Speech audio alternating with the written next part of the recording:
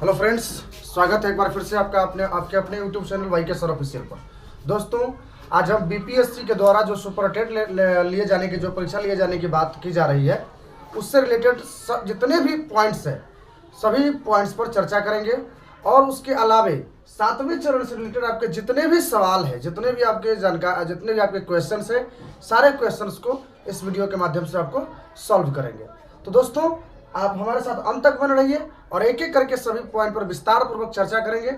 जैसे हमारा आज का जो टॉपिक है, परीक्षा कितने अंकों का होगा, कितने पदों पर बहाली होगी, सिलेबस क्या होगा, महिलाओं को कितना प्रतिशत आरक्षण मिलेगा, योग्यता क्या होगी, आवेदन प्रक्रिया क्या होगी, फॉर्म कब से भरा जाएगा, उम्र सीमा क्या है, 7वें चरण के शिक्षकों को कितना वेतन मिलेगा, इन सभी बातों पर फिर 10 पॉइंट्स, ये 7वें चरण से रिलेटेड 10 ऐसे क्वेश्चन है जो 7वें चरण के सभी शिक्षक अभ्यर्थियों के मन में इस वक्त घूम रही है। तो उन सभी प्रश्नों का बड़ी विस्तार पूर्वक और बहुत ही आसान भाषा में इसका आपको सॉल्यूशन मिलेगा। तो आप हमारे साथ अंत तक बने रहिए और यदि आप हमारे चैनल पर नए हैं तो चैनल को सब्सक्राइब कर लीजिए तथा बेल आइकन को ज़रूर दबा लीजिए ताकि हम भी मोटिवेट हो, ताकि और ज़्यादा अच्छा से अच्छा वीडियो लाया जाए। दोस्तों, आज के इस संपूर्ण वीडियो का जो सोर्स है वो है दैनिक भास्कर।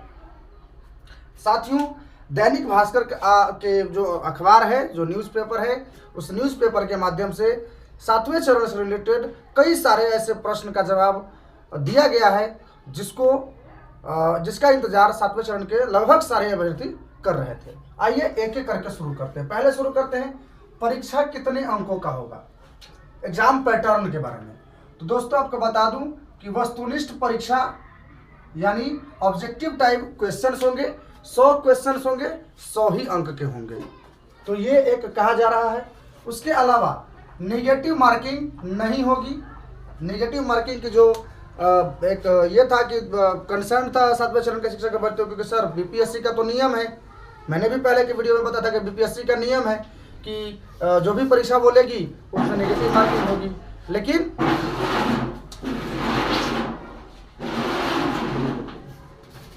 लेकिन उसमें जो है इसमें नेगेटिव मार्किंग नहीं होगी।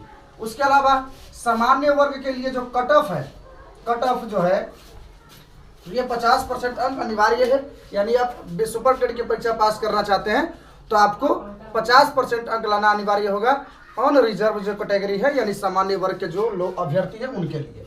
उसके अलावा यदि आप आरक्षित वर्ग के अभ्यर्थी हैं यानी ओबीसी एससी एसटी हैं तो उसके लिए आपको 45% अंक लाना अनिवार्य होगा इस परीक्षा को उत्तीर्ण करने के लिए। यह है इसका कट ऑफ।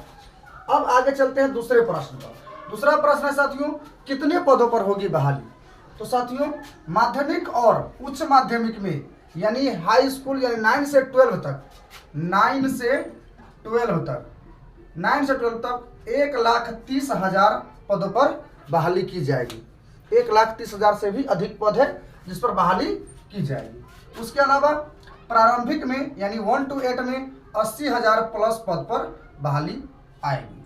तो साथियों, अब आगे तीसरा पॉइंट पर चलते हैं, सिलेबस साथियों, इस महीने के अंत तक जो है आपको सिलेबस देखने को मिल जाएगा जो बीपीएससी मतलब कि लॉन्च करेगी इसका सुपरटेट को लेकर, वो आपको इस महीने के अंत तक आ जाएगा। हालांकि दैनिक भास्कर के जो संवादकर्ता थे, संवाददाता ने बीपीएससी के जो अधिकारी हैं उनसे सवाल पूछे और उस सवाल में उन्होंने कहा कि सिलेबस पर उन्होंने कुछ प्रकाश डाला जो पॉइंट मैंने यहाँ पे लिख रखे हैं। हाई स्कूल और +2 के लिए इंटर और स्नातक स्तर से प्रश्न पूछे जाएंगे। जाहिर सी बात है, इसमें स्नातक स्तर के शिक्षक होंगे और साथ ही साथ स्नातकोत्तर स्तर के शिक्षक होंगे, यानी जो पीजी के होंगे वो शिक्षक होंगे।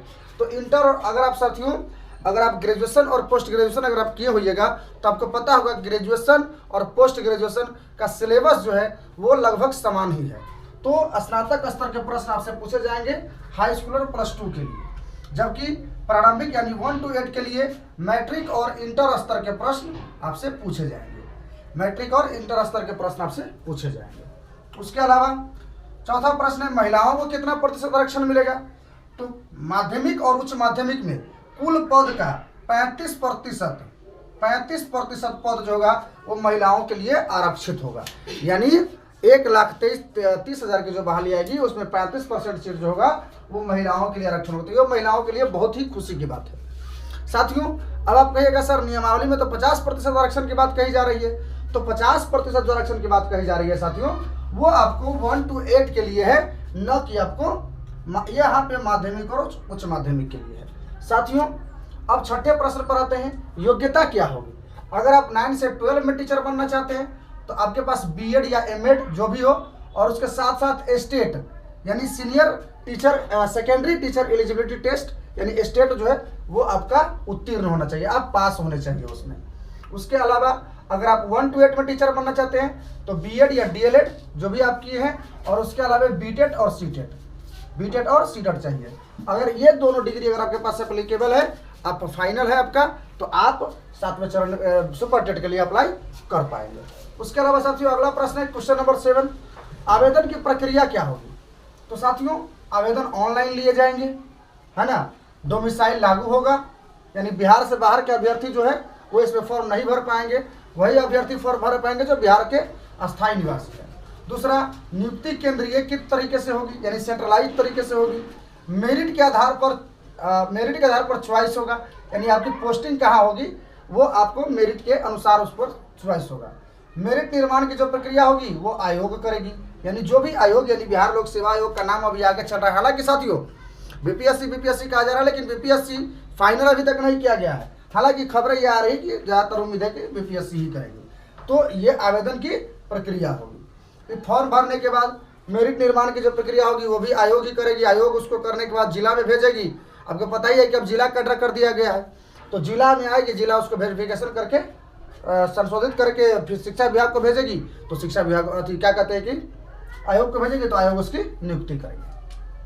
8वां प्रश्न है फॉर्म कब से भरा जाएगा। साथियों उस अखबार के माध्यम से यह जानकारी दी गई है, बीपीएससी के अधिकारियों का यह कहना है कि यदि 15 दिनों के अंदर अगर आयोग को रिक्ति मिल जाती है 15 दिनों के अंदर, जाहिर बात है साथियों आपको पता होगा कुछ दिन पहले लेटर के माध्यम से मैंने वीडियो के माध्यम से भी आपको जानकारी दिया था कि 20 तारीख तक का लास्ट डेट दिया गया था, जो कि दीपक कुमार सिंह वीडियो कॉन्फ्रेंसिंग के माध्यम से समीक्षात्मक बैठक किए थे, उसमें 20 तारीख तक का डेट दिया गया था।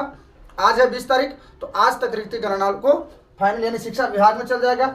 शिक्षा विभाग उसको फाइनल करके कहाँ भेजेगी, आयोग को भेजेगी। तो वही आयोग का कहना है कि यदि 15 दिन के भीतर अगर आयोग को रिक्ति मिल जाती है तो मई के अंत में या जून में आपको विज्ञापन देखने को मिल सकता है, यानी मई के अंत में आपको या जून में आपको नोटिफिकेशन देखने को मिल सकता है। किसके लिए, तो हाई स्कूल के लिए। उसके बाद फॉर्म फिलअप की जो प्रक्रिया है वो आपकी शुरू हो जाएगी। ये हो गया फॉर्म कब से भरा जाएगा। अब साथियों उम्र सीमा पर बात कर लेते हैं। उम्र सीमा सामान्य शिक्षक यानी 1 to 5 में जो शिक्षक बनेंगे उनके लिए न्यूनतम उम्र सीमा जो है वो 18 वर्ष है, न्यूनतम उम्र सीमा। जबकि स्नातक स्तर के जो शिक्षक है उनके लिए न्यूनतम उम्र सीमा यानी 21 वर्ष है। स्नातक स्तर के शिक्षक कौन कौन होंगे, तो आपको 6 से लेकर 10 तक के जो शिक्षक होते हैं वो स्नातक स्तर के शिक्षक होते हैं। +2 के जो शिक्षक होते हैं वो होते हैं स्नातकोत्तर स्तर के शिक्षक। नोट इनमें देख लीजिएगा, अधिकतम उम्र सीमा में 10 वर्ष की छूट दी गई, यानी आपकी कोटि के अनुसार आपकी कैटेगरी के अनुसार जो भी आपकी उम्र सीमा है अधिकतम उम्र सीमा उसमें 10 वर्ष तक की छूट का भी प्रावधान नियमावली 2023 में किया गया है। उसके अलावा साथियों सबसे इंपॉर्टेंट प्रश्न क्वेश्चन नंबर 10 पर चलते हैं। 7वें चरण के शिक्षकों को कितना वेतन मिलेगा, यानी जब आप 7वें चरण में सुपर टेट की क्वालिफाई कर जाइएगा तो जाहिर बात है आपको राज्य कर्मी का दर्जा मिलेगा। तो जैसे कि शिक्षा मंत्री ने कहा कि आकर्षक वेतनमान मिलेगा, है ना, आकर्षक वेतनमान मिलेगा। तो जाहिर बात है कि क्या सैलरी मिलेगी इसको जानने का जो है कि उत्सुकता तो है ही टीचर में। तो यदि आप 7वें चरण के अंतर्गत सुपर टेट की प्रक्रिया पास करके यदि आप चले जाते हैं, पास हो जाते हैं और आप अगर 7वें चरण के शिक्षक बन जाते हैं तो आपको कितनी सैलरी मिल सकती है उस पर हम बताते हैं। पहला माध्यमिक और उच्च माध्यमिक के लिए हम पहले बता रहे हैं। मूल वेतन जो होगा पहले आपको पता होगा इससे पहले ग्रेड पे चलता था, लेकिन अब जो है कि मूल वेतन जो होगा वो 32,000 से 34,000 के बीच में होगा। उसमें डीए और एचआरए जो है कि आपका जुड़ेगा, तो उसके लिए प्रति माह कुल वेतन आपको 45,000 से 50,000 के बीच में आपको मिल सकता है 7वें चरण में शिक्षक बनने के बाद। उसके अलावा यदि आप प्रारंभिक में शिक्षक बनना चाहते हैं 1 to 8 में, तो आपको मूल वेतन जो है वो 27,000 से लेकर 29,000 होगा, और डीए और एचआरए मिला के कुल वेतन आपको 40,000 से लेकर 45,000 के बीच में होगा।